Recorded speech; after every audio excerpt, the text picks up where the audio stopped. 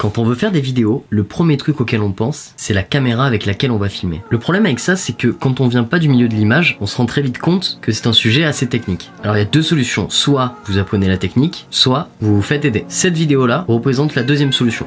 T'as compris qu'on allait parler caméra aujourd'hui, hein. Je vais tâcher de te faire un petit vlog d'un classement top 5 des meilleures caméras pour faire des films de 0 à 1000 euros. Avant de commencer la vidéo, je tiens quand même juste à te dire que cet avis n'est que le mien. Ça ne concerne que mon propre vécu et ma propre expérience. Donc évidemment, il y en a plein d'autres des caméras. C'est juste ce dont moi je pense être le plus cool et le meilleur rapport qualité-prix au niveau de chaque différent produit. Voilà, on y va. Top 5 des meilleures caméras pour faire des films.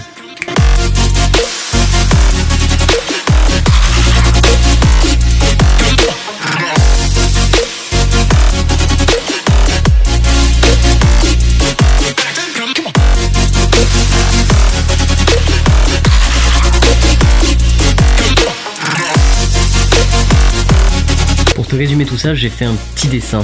Voilà en gros mon délire. Du coup là tu as le top 5, donc les caméras j'ai classé du Sony Alpha 5000, le Canon 700D, le Panasonic G7, le Canon 70D. J'ai mis tous les points forts en vert ici, que je vais vous filmer comme ça, et tous les points faibles en rouge ici de chaque appareil. Maintenant je vais les détailler un par un pour vous faire un vrai top 5. C'est parti, on y va. Numéro 1, le Sony Alpha 5000. Alors cet hybride d'entrée de gamme il est super bien parce qu'il est pas cher, il coûte 389 € et il fera de très belles images. Je pense qu'à ce niveau là de prix avec objectif livré, il n'y a aucune concurrence ou quasiment aucune, c'est mon avis. Donc pour résumer très brièvement, qualité plus et moins. Les plus sont prix, son image, sa qualité d'image, le mode PASM, donc le mode manuel avec tous les réglages vidéo. Alors les modes sont pas archi avancés mais ça suffira pour faire des films. Il est assez compact, il est même carrément compact. Il y a un écran orientable, oui je suis en train de lire ma feuille. Il y a le Wi-Fi donc tu peux mettre un écran déporté. Il est facile d'utilisation pour les débutants donc c'est idéal et il dispose d'un capteur APS-C. Ses points négatifs, il y a peu de réglages avancés, il a un écran qui est pas tactile, il a un écran de qualité assez moyenne et le prix des objectifs Sony eux est assez cher. Du coup pour augmenter un peu, évoluer, c'est pas un bon appareil. Également il n'a pas de prise micro donc c'est un peu chiant si tu veux un son témoin ou si tu veux directement enregistrer le son sur ta caméra avec ton micro. En dehors de ça, j'ai fait un film avec, n'hésitez pas à aller le regarder, il s'appelle La Dame de Marne, je vous mets le lien, je l'ai fait avec l'objectif de base et franchement vous allez voir à l'image, bah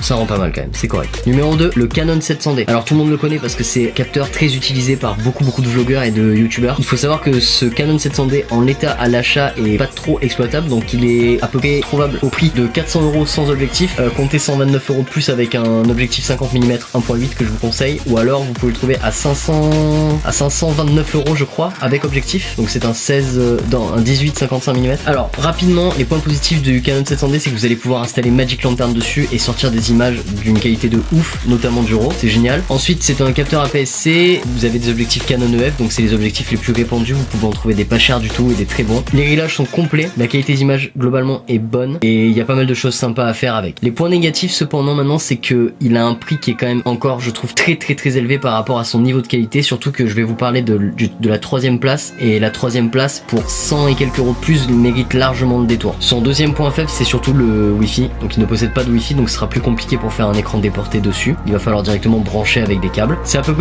près tout pour le 700D, donc si vous cherchez à faire des films en restant chez Canon avec un budget moyen, c'est-à-dire aux alentours des 500 €, alors vous pouvez acheter le 700D, c'est le meilleur produit que vous trouvez chez Canon à ce tarif là. Numéro 3, le Panasonic G7. Alors celui-là je peux pas en parler objectivement en réalité puisque je l'utilise, donc toutes les qualités d'image que vous voyez c'est fait avec le G7. Donc le G7 clairement 4K UHD, capteur micro 4 tiers, réglage complet, Cine Like D, Cine Like V, plein de profils différents, il est léger, il coûte pas cher du tout, c'est son rapport qualité-prix qui est le plus impressionnant. Avec un rapport qualité-prix pareil, il est vraiment hallucinant, sa qualité d'image est ouf. Il a le même capteur que le GH4 qui est un petit peu plus cher, dont on parlera après. Il a le Wi-Fi donc vous pouvez le piloter à distance avec des écrans déportés. Il a un écran tactile totalement déporté hein, sur rotule etc. Voilà c'est cool. Des points négatifs concrètement, mis à part le capteur 4 tiers, est-ce que c'est vraiment un point négatif? On sait plus, c'est pas. Et il a pas de prise casque. Sinon en dehors de ça l'autonomie est bonne et c'est un appareil qui vous fera faire des super films. J'ai fait le film de Noël avec, si vous voulez aller le voir vite fait vous pouvez, je vous mets le lien dans la description aussi. Toutes les vidéos des vlogs sont faites avec et on fera bientôt des films avec et vous allez voir la qualité d'image est carrément super bonne. Numéro 2, il s'agit ici du Canon 70D. Alors le Canon 70D, on commence par les points forts. Qualité d'image, Dual AF, un système de focus hyper intelligent de Canon qui marche super bien. Il est en baisse de prix parce qu'il existe le Canon 80D et que je vous conseille pas d'acheter dans l'immédiat, vaut mieux acheter le 70D. Il a le Wi-Fi Chewy, il a Magic Lantern évidemment, donc Magic Lantern